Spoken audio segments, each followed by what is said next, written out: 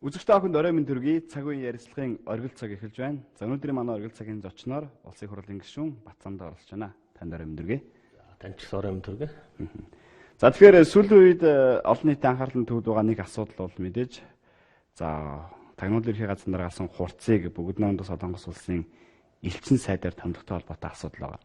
Та бол энэ томилгоог хамгийн их эсэргүүцэж байгаа хүний гишүүний нэг гэж бол харж байна. Тэгэхээр нээлттэй сонсгол хийя гэдэг ийм саналыг гаргаж өнөөдөр бас 20 гаруй гишүүний араас цуглуулсан байгаа. За ардчилсан намын бүлэг бас нэгдэж байгаа шиг байна. Та энэ талаас мэдээлэхгүй юу? За энэ өөрөө хувь хүний асуудал биш юм аа. Хурц гэдэг ганцхан хувь хүний асуудлыг Батцамдан яриаггүй.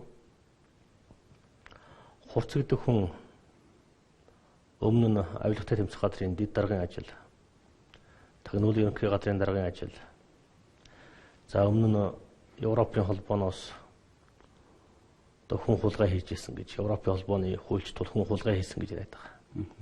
Манай тагнуулчд болохоор баривчилж ирсэн гэдэг байгаа. За өчнөө асуудлууд байна. Эрдэнтийн 49% холбоотой асуудал, асхтын мөнгөний ордогтой холбоотой асуудал, зоригийн хэрэгтэй холбоотой асуудал гэдэг. Энэ олон асуудал байгаа учраас улсын хурал дээр байх хурцын өмнө нь хийж исэн ажил төрөлтэй холбоотой олон өргөдөл гомдол ирсэн учраас хурцыг томилохоос өмнө нийтийн сонсгол хийя гэдэг санал санаачлалыг гаргасан байна.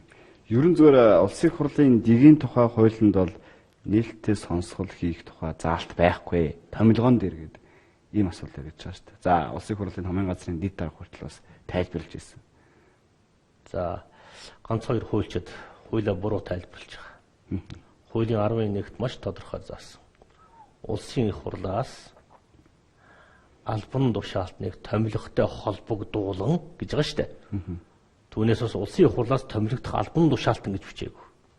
Улсын их хурлаас албан тушаалтныг томилогтой холбогдуулан улсын их хурлын гишүүдийн 4-1-ээс доош хүн санал гаргасан тохиолдолд томилгооны сонсгол буюу нийтийн сонсголыг хийж болно. Нийтийн сонсгол нь нээлттэй болон хаалттай хэлбэртэй байна гэж. За энэ маш тодорхой үндэслэл. 4-2-т нийтийн ашиг сонирхлыг хөндсөн асуудлаар нээлттэй сонсгол хийж болно гэж заасан байна. Тэгэхээр аргагүй нэг албан тушаалтыг томилогтой холбогдсон асуудал улсын их хурл руу орж ирж байна да. Тэгэхээр энэ асуудал дээр нийтийн сонсголоо хийя. Энэ хууль 2016 оны 6 сарын 1-ээс хэрэгжиж эхэлсэн хууль. Анх удаа нийтийн сонсголыг томилгооны сонсголыг улсын их хурлаар хийхийг гэдэг саналыг улсын их хурлын 21 гишүүн гаргалаа. Өчигдөр ардчилсан намын бүлэг дэмжиж байгаагаа аль биесээр мэдэгдэж бүлгийн шийдвэрээ гаргасан байгаа. Одоо эрх хэрэгч намаас хамаарах асуудал болж үлдэж байна да. Ерөн зүгээр та хурц гэдэг хүнийг Монгол улсад тагнуулын байгууллагад ажиллаж байсан хүний хувьд Солонгост элчингээр томилогдох ийм эрх зүйн боломжтой үгүй юу гэж харж байгаа юу? Яг энэ асуудал дээр нь байна уу? Эсвэл өмнө хийж исэн ажилтай нь холбогдуулан энэ хүн элчин сайдаар Монгол улсыг төлөвлөх явах боломжгүй гэдэг асуудал ярьж байна. Монголоос бусад дэлхийн бүх улс оронд улсын нууцыг мэддэг хүнийг, төрийн нууцыг мэддэг хүнийг ажлаа өгснөөс нь хойш 5 хүртэлх жилийн хугацаанд гадаадад ямар нэгэн ажил албан тушаалт томилохыг, гадны байгууллагад ажиллахыг хуулиар хоригддог л доо. Одоо Монголоос бусад бүх улсын хуулийг үзье байх. Гэтэл Монгол улс ерөнхий сайд байсан хүнээ маргааш нь элчингээр явуулна. Миний мэдхээр тагнуулын сүүлийн 4 дарга дөрвөлээ гадаадад элчингээр явлаа. Улсын нууц мэддэг хадгалах үүрэгтэй хүмүүс шүү дээ. Тухайлбал хин. За 10 дангийн болтон байна. Одоо томилогддог гэрэл нь байна. За өмнөх нэг дарга нь байгаа. Одоо энэ нөхөр гэдэг. Энэ ямар учиртайг би юус ойлгохгүй байна. Дэлхийн улс орнуудын тагнуулаа хамгаалах, улсын нууцаа хамгаалах зарчим бол үндсээр өөр байдаг.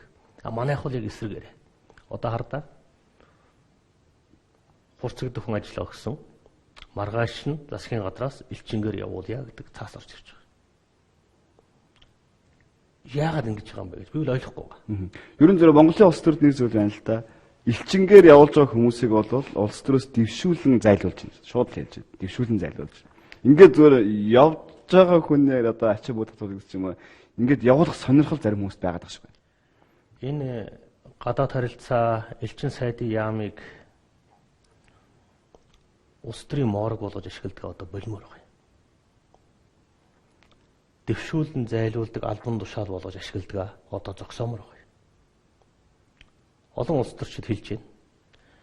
Дэвшүүлэн зайлуулж байгаа маа гэж. Гэхдээ ингэж болохгүй шүү дээ. Гадаад харилцааны мэрэгжилтэн элчин сайд гэдэг чинь том албан тушаа шүү дээ. Солонгост очиж байгаа элчин сайдыг үлдгүүл Солонгост амьдарч байгаа 30 мянган хүний эрх шийг хамгаалах гэж очиж байгаа шүү дээ. Хоёр улсын харилцааг хөгжүүлэх гэж очиж байгаа. Тэгсэн элчин сайд бол тусгай албан тушаал учраас нийтийн эрх шийг хамгаалахгүй гэж зарим гишүүн хүртэл тайлбарлаж байгаа. Би тэр гишүүдийг бас ойлгохгүй байгаа. Тэр яг одоо тэгээд миний хувьд бол хурцэгдэх хүнтэй холбоотой ашиг сонирхлын зөрчлүүд байна гэж би харж байгаа. Тухайлбал Мятийн даргаыг Мятийн одоо бүх төлөөлөгч нарыг Батын хурцэгдэх хүн тагнуулын ерөнхий газрын дарга багтаа бүгдийн тагнуулын хүмүүсээр томилсон. Одоо тагнуулын дарга нь Мятийн дарга нь тагнуулд ажиллаж байсан. Сөүлийн төлөөлөгч нь тагнуулын хүн. Сая Ганбаатар гишүүн дээр 50 сая вон хэрэг дээр гүйцэтгэх ажил хийж чад баригдлаа штэ. Хууль бус гүйцэтгэх ажил хийдэг. Мятыг тагнуулын байгууллага болгочлоо штэ. Тэгээд аваагийнхаа компани бараг Сингапур сөүлээс үнэгүй шахуу зөөгөл байж байгаа. Мят Сөүл хоёрын Улаанбаатар Сөүл хоёрын нислэгийн үн, плетний үн дэлхийд байхгүй өндөр. Гэхдээ ийм юм гэж хааш харсан юм бэ? Би одоо Кореан Air-тэй ярьж байна л да. Яагаад ингэж байгаа юм бэ гэж. Таны тагнуулыг хийж байгаа ажил шүү дээ гэж. Мят гэдэг компаниг одоо бид төрийн өмчт компани байлгасныхаа төлөө сүүлдээ тагнуулын байгууллага болголоо. Сүүлдээ бүр монопол байгууллага болгоод монголчуудыг мүлждэг байгууллага болгож өглөө шүү дээ. Энэ асуудлаар хүртэл над дээр өргөдөл ирчээд байгаа шүү дээ. Зогтбаатар гэж хамтрагчаа шоронд хэлсээр хийсэн тухай өргөдөл ирсэн байна. Мантах гэж эмэгтэй гэсэн. За Инх Батг залууг аваагийнх нь компанид шалгалт хийж 200 сая төгрөгийн татвар ногдуулсны төлөө хурцэгдэх хүний одоо хууль хяналтын байгууллагын ажилтнууд нийлж хагаад хэлсээр шоронд оруулсан байна. Аваагийнх нь дүү шүүхийн шийдвэр гүйцэтгэх газарт том даргын ажил хийж байна. Сая нэг арайч тэр нь өөрчлөгдсөн байх. Ингээд хууль хяналтын байгууллагыг хэрсэн мафийн тогтолцоог өнгөрсөн одоо 8 жилийн турш энэ хүн бий болгосон гэж маш их гомдол байна. Дамирангийн Инх Батг гэдэг залууг Европын холбооноос сулгай хийгээд аваад ирсэн. Гэр бүлийнх нь хүмүүсийн өргөдөл байж байна. Гэхдээ тагнуулын ерөнхий газар гүйцэтгэх ажлын хуулийг хэрэгжүүлсэн байж болно. Гэхдээ нэг л зүйлийг хэлье. Монголын гүйцэтгэх ажлын тухай хууль бол Монголын газар нутаг дээр хэрэгждэг байхгүй юу? Монголын гүйцэтгэх ажлын тухай хууль Германы газар нутаг дээр ч юм уу Английн газар нутаг дээр хэрэгжихгүй шүү дээ. Гадаад улсаас Монгол улсын иргэнийг баривчилж авчрах гэж байгаа бол тухайн улсын гүйцэтгэх ажлын байгууллагуудтай хамтарч ажиллах хэрэгтэй. Өнөөдөр Дамирангийн Инх Батыг авчираад, зоригийн хэрэг тулгаад 40 жил шоронд хатааж ягаад тэгээд үүд болсон. Нөгөө хүн гарч ирээд сарын дараа бурхан болсон. Бурхан болохоос өмнө гэр бүлийнхэндээ ах дүү нартай нэг л зүйл хэлсэн. Намайг яргалахын дээр яргаллаа гэж. Би нэг л зүйлийг хүсэж байгаа юм. Инх Батын гэр бүлийнхэн ч гэсэн нэг л зүйлийг хүсэж байгаа. Тагнуулын байгууллагын мөрдөн байцаагч нар тэр хүний хулгай хийж авчирсан хүмүүс уучлал гуйхгүй юм. Тэр хүний хэлс хэрэг тулгасныхаа төлөө, яргалсныхаа төлөө уучлал гуйхгүй юм. Тэр хүний гэр бүлд нөхөн төлбөр олгохгүй юм. Одоо ултал Дамирангийн Инх Батын хэргийг нууцлалсан байна. Төрийн нууцд оруулсан. Би одоо тагнуулын дарга засгийн газраас хүсэлтээ гаргаж байна. Энэ хэргийг төрийн нууцаас одоо гаргая. Ил болгоё. Зоригийн хэргийг нууцлалсан. Хууль бус юм хийгээл дараад нь төрийн нууцад авчихдаг. Өчнөн хүний амь амьдрал эрх хэрэгчлөөр зөрчигдөж хэлмэгддэг. Тэгээ төрийн нууц нэрээр хэлмэгдүүлэлт хийдэг. Хэлмэгдүүлэлтээ төрийн нууцанд авсан нэрээр нуудаг, хаадаг ийм л тогтолцоо бий болсон. Энийг задлахын тулд Монгол төр болсны хуультай юм аа. Монгол хүний эрх хэрэгчлээ үнэтэй юм аа. Төрийн нэг албан тушаалтан монголчуудыг дураараа дарамталдаг, айлгадаг, эмээлгдэг байж болохгүй. Энэ дарангуйлын тогтолцоог сөрж би тэмцэл хийж байгаа маа. Түүнээс бас хурцгдах хөвгөнтэй би тэмцэл хийгээгүй. Хурцгдгүүл энэ бузар булай тогтолцооны өчүүхэн хэсэг нь багхгүй юу? Эрг шургана. Тэр эрг шургын татна. Тэнгүүт дараагийн эрг шурган гарч ирнэ үстэй. Тэнгүүт тэрийг бас татна. Ингэж татчихээж бүх бузар булай зүйлийг ил болгож ээж энэ нийгмийг цэвэрлэх ёстой юм байна. Би үүний төлөө л явж байгаа. Та 21 гишүүний гарын үсгийг цуглуулахад хэр хүндрэлтэйсэн бэ? Зарим гишүүд хүмүүс харж байна л да. Үнэхээр одоо хурц гишүүдийн ноог мэддэг учраас гарын үс авахгүй. Ингэсэд нэг элчингээр томдоод явуулч гэдэг ч юм уу. Ийм сонирхол байсан гэж. Маш олон гишүүн нуугаад явах айдастай байсан. Одоо ч айдастай байна. Бацсан дам нь би гарын үсгээ ингэж жаахан зурч идэх үү. Зарим нь би гарын үсгээ зүгээр дарамлдаад бичих идэх үү. Юу гэсэн үг? Гишүүд нь хүртэл юм айдастай. Зүгээр л хурц гэдэг хүнээс улс төрчид энэ аж ахуй нэгж бизнес эрхлэгчид яагаад айдаг вэ гэж ноог нь цуглуулдаг. Гэхдээ малчин хүн ч гэсэн малаа зараад орлогын албан дотроо төлөөгүй байвал тэр хүнийг буруутгах бас болно шүү дээ. Гэхдээ эрх зүйт төр гэдэг бол олон зүйл дээр нүдэн анж явдаг. Хуулийн зохицуултаас гадна зөндөө юм байна. Тагнуулын байгууллаганд бүх хүний ноог цуглуулад тагнуулын байгууллагын дарга нь хувийн архивта бүх ноог нь хав дарчгаад тэгээд хүнтэй муудахаараа хувийн архиваасаа гаргаж ирж айлгадаг, эмээлгдэг байж болохгүй л дээ. Би Батын хурцгдах хүнээс тэр тагнуулын дарга алсан элчин сайд болох гээд байгаа хүнээс нэг л зүйлийг хүсэж байгаа. Бизнес эрхлэгчдийг, улс төрчдийг айлгадаг хувийн архивта байгаа нуусан хаасан бүх материалаа гэмтэргийн шинжтэй материалуудаа прокурор руу шилжүүлэх. Хууль шүүхийн байгууллага. Хууль шүүхийн байгууллага руу өг. Байгуул.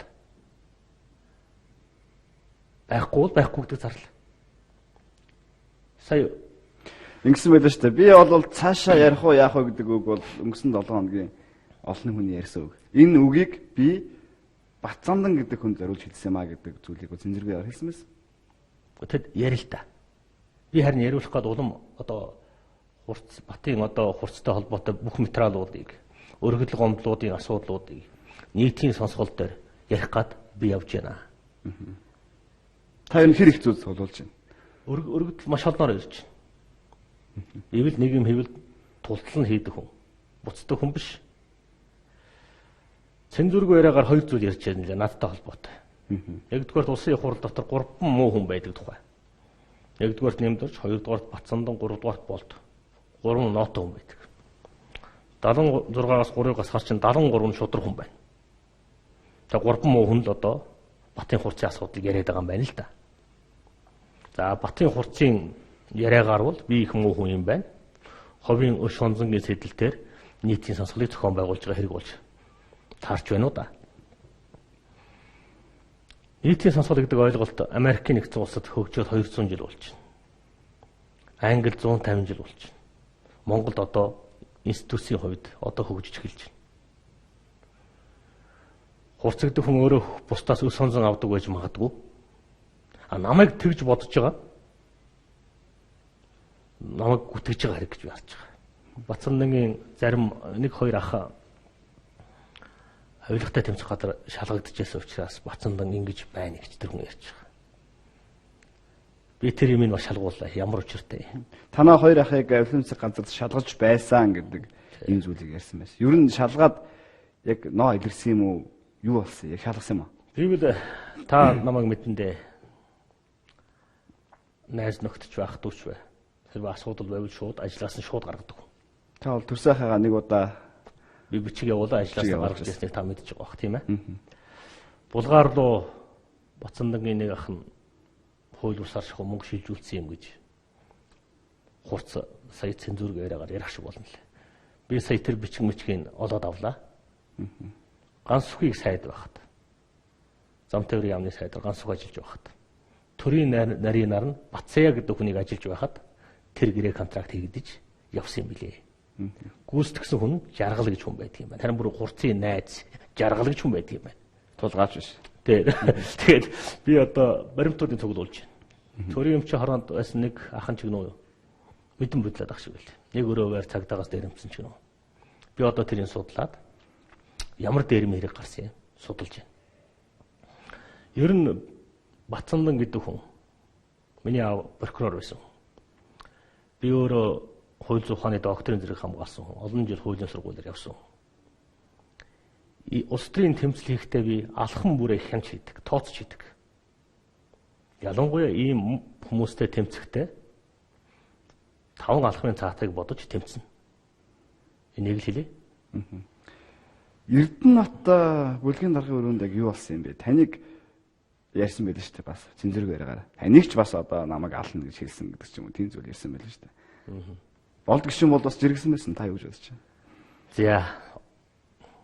Агуна бүлгийн дарга бид нар тэр өрөөнд болсон явдлыг одоо ил гаргаад яах вэ гэж өгн ярьсан юм байна. Харамсалтай нь худлаа юм. Батын хурц гэдэг хүн цензургүй яриагаар орохдоо гүтгэлэг тараасан. Батцандан ална гэж эхлээд хэлсэн.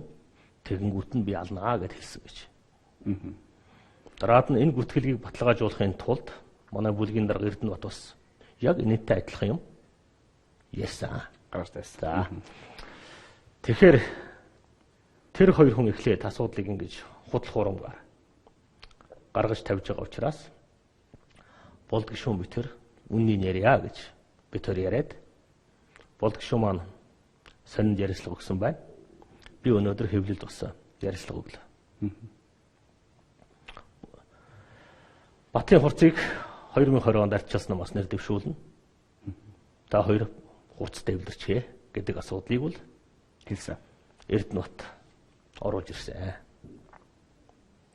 Тэр өрөөнд ороход хурц гэдэг хүн Эрдэнэбаттай суучихсан.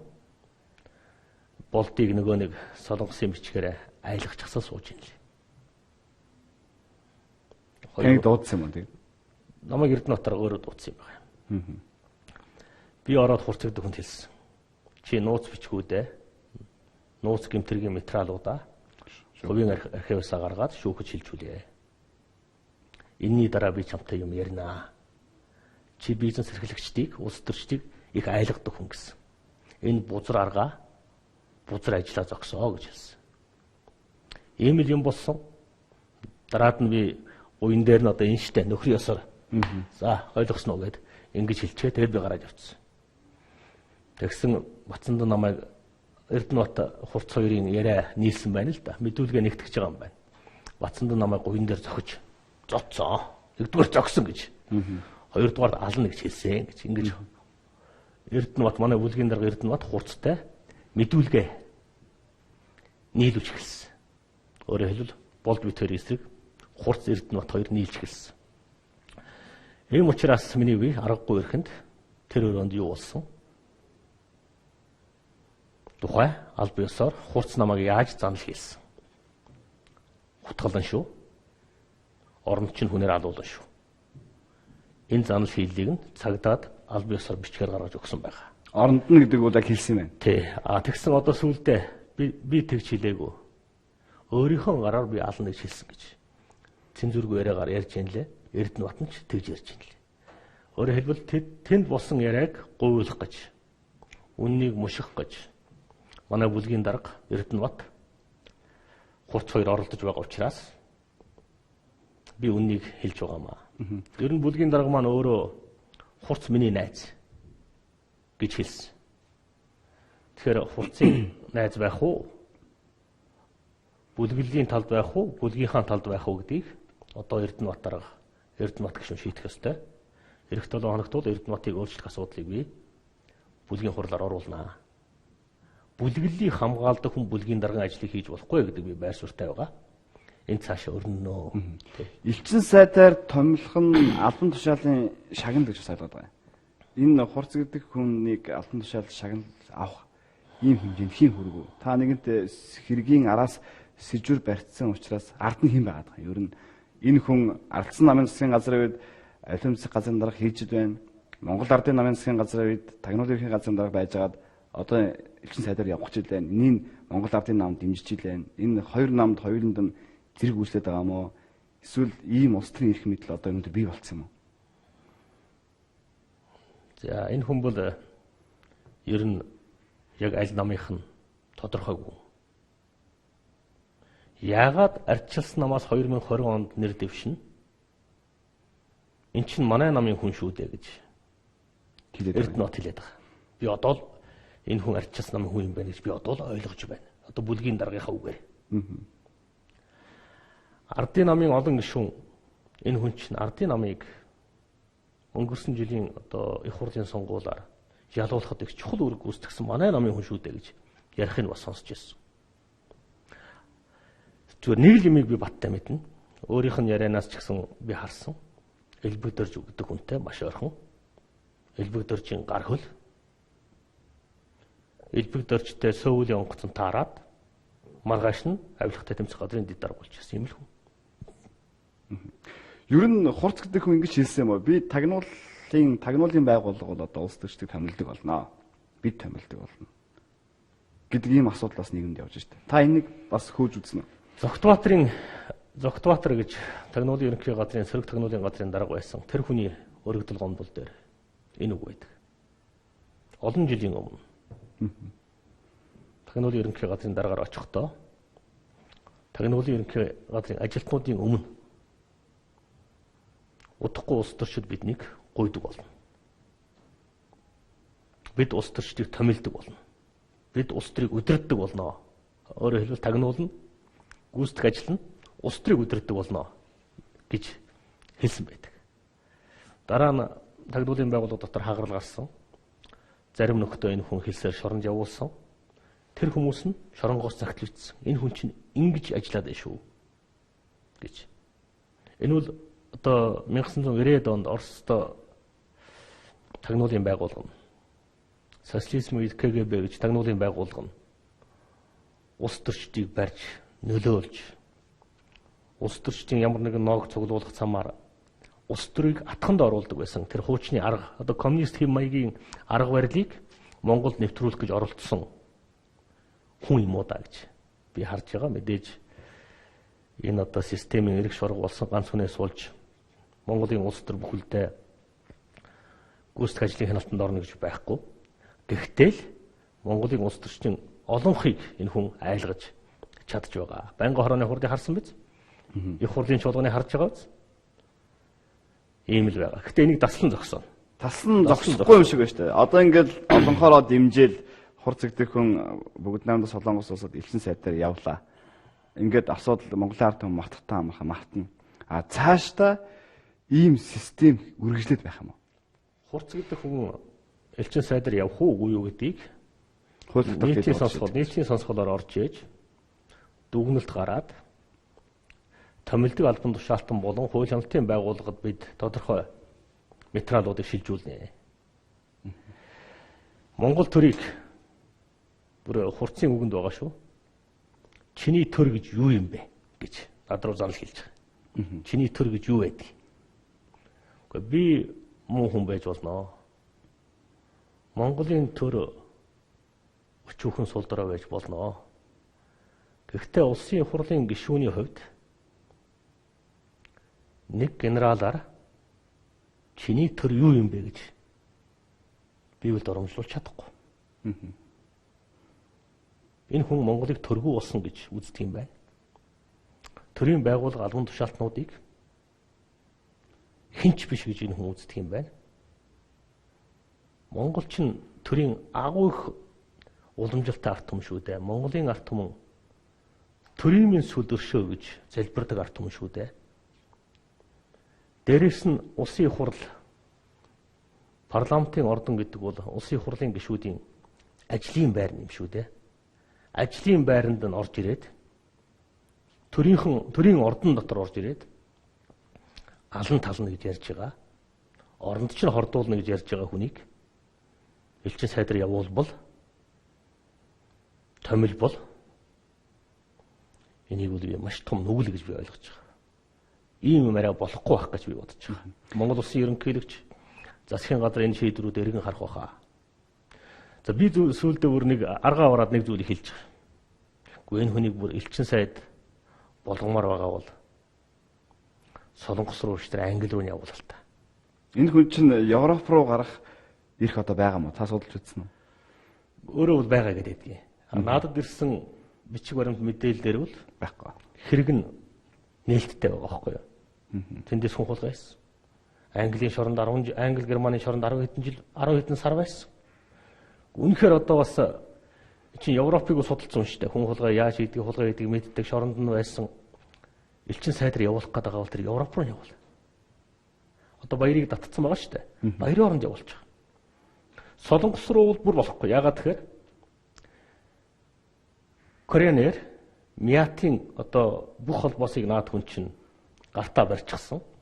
Мэдлэлтэй авчаад. Miat-ийн төлөөлөгч нь бүх тагнуулын хүмүүсийг томилчихсан.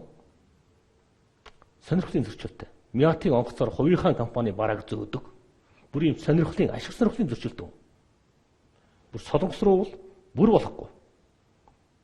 За энэ болгоныг манай гадаад харилцааны сайд засгийн газрынхан мэдж байгаа. Тэгэхээр хоёулангийн ярилцлага ярилцлага тодорхой бичиг явуулсан байна.